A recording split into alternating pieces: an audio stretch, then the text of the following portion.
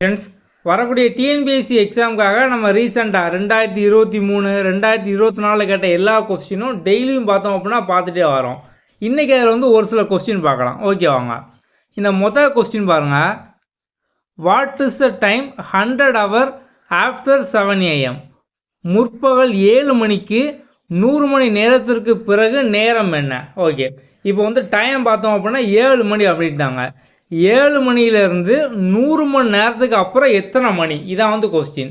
Okay, எப்படி சிம்பிளாக நம்ம சால்வ் பண்ணலாம் அப்படின்னா, இப்போ வந்து நமக்கு ஒரு நாள் அப்படிங்கிறது 24 மணி நேரம் அப்படி தானே. இப்போது இந்த டைம் எக்ஸாக்டாக இப்போ பார்த்தோம் அப்படின்னா மணி 10 மணி அப்படின்னா 24 மணி நேரம் கழித்து அதே 10 மணி தான் அப்படி தானே.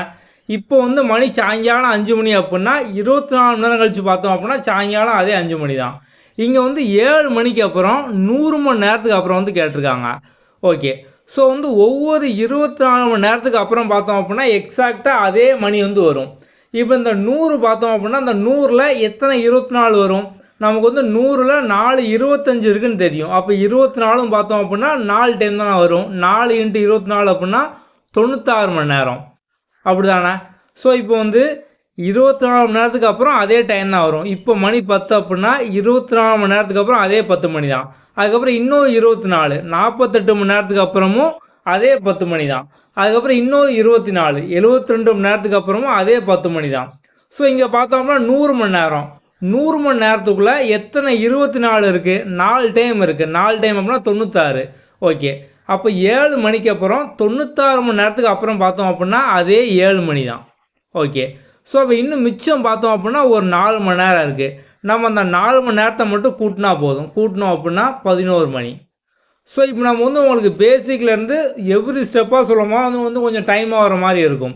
இப்போ நீங்களாக சால்வ் பண்ணோம் டக்குன்னு வந்து பண்ணிடலாம். ஸோ இப்போ மணி பார்த்தோம் அப்படின்னா வந்து 7. ஸோ 100 மணி நேரத்துக்கு அப்புறம் அப்படின்னா இந்த 100 மணி நேரத்தில் எத்தனை 24 இருக்கும்? 4 டைம் போச்சு அப்படின்னா 96 போயிடும். அப்போ மிச்சம் 4 மணி நேரம் மட்டும்தான். 7 + 4 11 மணி. ஸோ சிம்பிளாக வந்து சால்வ் பண்ணிடலாம். ஸோ ஆன்சர் பார்த்தோம் அப்படின்னா 11 AM. அடுத்த கொஸ்டின் பாருங்கள்.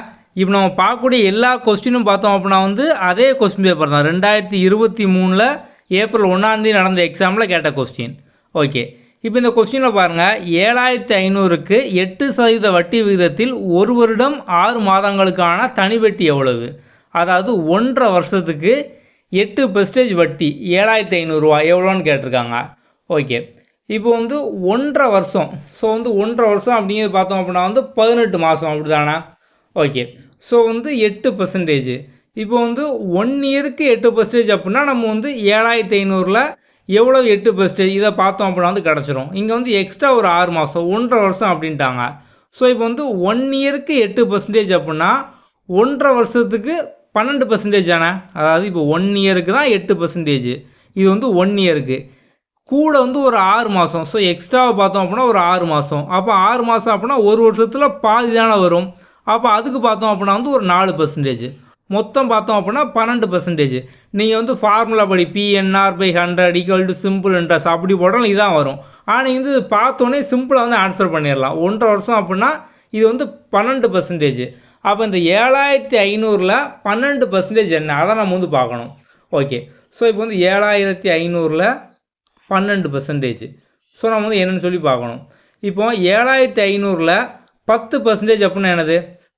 7500ல் 10% அப்படின்னா 750 அப்படி தானே. ஸோ இப்போ வந்து ஒரு நம்பர் இருக்குது. இப்போ 100 இருக்குது. 100ல் 10% அப்படின்னா நம்ம வந்து இதை மட்டும் கட் பண்ணிடுவோம். ஒரு 0 வந்து கட் பண்ணிடுவோம். அதே மாதிரி இப்போ வந்து 500 இருக்குது. 500ல் 10% அப்படின்னா ஒரு 0 கட் பண்ணிடுவோம் 50. அதே மாதிரி தான் இங்கே 7500ல் 10% அப்படிங்கிறது 750. ஓகே, ஸோ இன்னும் நமக்கு வந்து 2% வந்து தேவை. இப்போ 7500ல் 2%. 7500ல் 1% அப்படின்னா 75 அப்படி தானே. ஸோ 7500ல் 1% அப்படின்னா 75. 2% அப்படின்னா 2 × 75 150. ஓகே, ஸோ மொத்தமாக பார்த்தோம் அப்படின்னா 900. ஸோ 7500ல் 12% அப்படிங்கிறது 900. ஸோ நம்ம இது எல்லாமே பார்த்தோம் அப்படின்னா நீங்கள் வந்து பேப்பர் பென் யூஸ் பண்ணாமல் டக்குன்னு ஷார்ட்கட்டில் போடுற மாதிரி சொல்கிறோம். ஸோ இப்போ நீங்கள் வந்து இல்லை ஃபார்முலா யூஸ் பண்ணி தான் பண்ணணும் அப்படின்னாலும் PNR/100 = சிம்பிள் இன்ட்ரெஸ்ட் இந்த மாதிரி நீங்கள் வந்து போட்டு வந்து பண்ணலாம். இந்த P அப்படிங்கிற இடத்துல பார்த்தோம் அப்படின்னா 7500. அதுக்கப்புறம் வந்து நம்பர் ஆஃப் இயரில் பார்த்தோம் அப்படின்னா 1.5 வருஷம். ஸோ வந்து 1.5. அதுக்கப்புறம் வந்து ரேட் ஆஃப் இன்ட்ரெஸ்ட்டில் 8% divide by 100 equal to simple interest. நம்ம வந்து கண்டுபிடிக்க போகிறோம். ஸோ நீங்கள் இப்படி சால்வ் பண்ணீங்க அப்படின்னாலும் வந்து வரும். ஸோ வந்து இப்போ இப்படி பண்ணால் இது ஃபார்முலா எழுதி 1 by 1 போடணும். இதெல்லாம் நீங்கள் வந்து டக்குன்னு சிம்பிளாக வந்து பார்த்தோன்னே 1.5 வருஷத்துக்கு 8%. ஸோ அந்த 8% அப்படிங்கிறது பார்த்தோம் அப்படின்னா வந்து 1 இயர்க்கான வட்டி தான் கொடுத்துருப்பாங்க. ஸோ இங்கே 1.5 கேட்டதுனால நம்ம வந்து இது வந்து 12 ஆகுதும். இதுவே இங்கே வந்து 2 இயர்னு கொஸ்டினில் இருக்குது அப்படின்னா இந்த 8% நீங்கள் வந்து டபுளாக வந்து ஆக்கிடலாம். 2 × 8 அப்போ என்ன வரும் 16.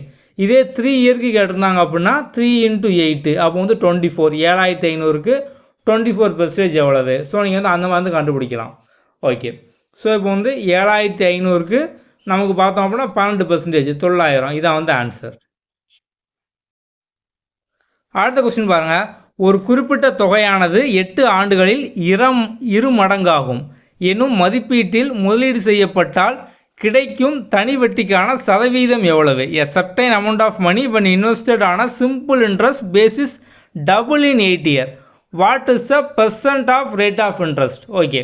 ஸோ வந்து ஏதோ ஒரு அமௌண்ட்டு, அது வந்து 1 கோடியாக இருக்கலாம், இல்லை 10 ரூபாயாக இருக்கலாம். ஆனால் ஏதோ ஒரு அமௌண்ட்டு, அந்த அமௌண்ட்டை வந்து 8 வருஷத்தில் பார்த்தோம் அப்படின்னா வந்து டபுள் ஆகுது அந்த அமௌண்ட்டு. அப்போ எத்தனை பெர்சன்டேஜ் வட்டியில் வந்து 8 வருஷத்தில் டபுள் ஆகும்னு கேட்டிருக்காங்க. நம்ம இந்த டபுள் ட்ரிபிள் எல்லாத்துக்குமே பார்த்தோம் அப்படின்னா ஒரு ஃபார்முலாவும் சொல்லியிருக்கோம். என்ஆர் ஈக்குவல் டு, ஸோ எப்போதுமே என்ஆர் தான் போடணும். ஈக்குவல் டுக்கு அந்த பக்கம் இப்போ வந்து டபுள்னு சொல்லியிருக்காங்க. அப்படி தானே இந்த கொஸ்டினில் பார்த்தோம் அப்படின்னா வந்து டபுள் அப்படிங்கிற வார்த்தை இருக்குது. ஸோ இப்போ வந்து டபுள் அப்படின்னா 2 அப்படின்னா அப்படி தானே.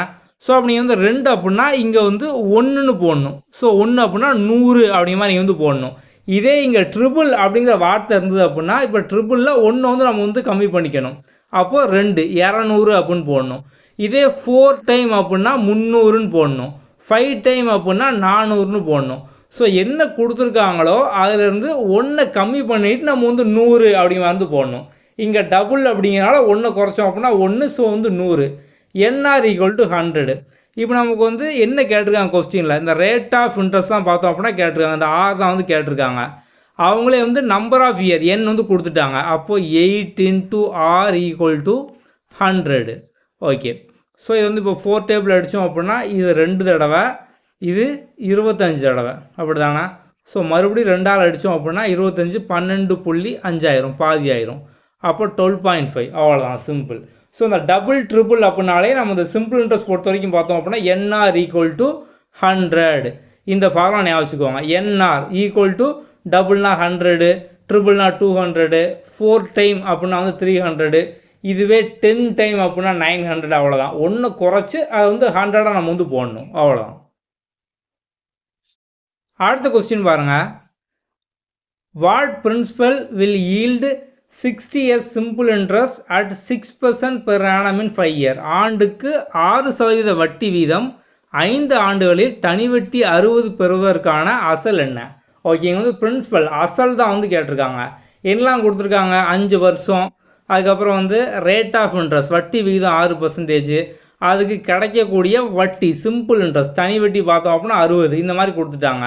இப்போ நீங்கள் இதை பொறுத்த வரைக்கும் பார்த்தோம் அப்படின்னா அதே தான் PNR/100. அந்த மாதிரி நீங்கள் வந்து ஃபார்முலா படியும் போடலாம். இப்போ நம்ம ஃபார்முலா இல்லாமல் சிம்பிளாக இதை வந்து நம்மளே வந்து யோசிச்சு பார்ப்போமா? 6% வட்டி 5 வருஷம் அப்படின்ட்டாங்க. ஸோ அந்த 6% வட்டி அப்படின்னாலே பெர் ஆனம், PA அப்படின்னா ஒரு வருஷத்துக்கு. ஸோ ஒரு வருஷத்துக்கு தான் இந்த வட்டி வந்து கொடுப்பாங்க 6%.